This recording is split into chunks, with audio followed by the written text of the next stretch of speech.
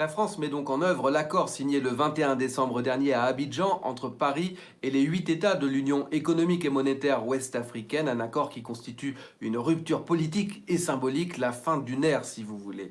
Dès à présent et avant même la ratification de ce texte qui pourrait n'intervenir qu'à la fin de l'année, la France se retire de l'ensemble des instances de gouvernance de cette union. Elle n'occupe donc plus de siège au sein du comité politique et monétaire de la Banque centrale des États d'Afrique de l'Ouest. Et puis surtout, cette dernière banque centrale ne sera plus obligée de déposer la moitié de ses réserves de change à Paris, comme c'était le cas jusqu'à présent. Elle pourra au contraire librement en disposer. Néanmoins, Paris gardera toujours un œil de garant financier, un peu comme un banquier pourrait garder un œil sur les comptes d'une entreprise sans pour autant participer au processus de décision. La monnaie elle-même, le franc CFA, devrait lui symboliquement changer de nom dans les prochaines semaines ou dans les prochains mois et devenir l'écho, un nom qui a déjà été validé, un symbole fort, même si pour les citoyens eux-mêmes, les utilisateurs de cette monnaie, cela ne devrait pas changer grand-chose dans la vie de tous les jours, puisque cette monnaie aura exactement la même valeur, qu'elle sera toujours adossée à l'euro.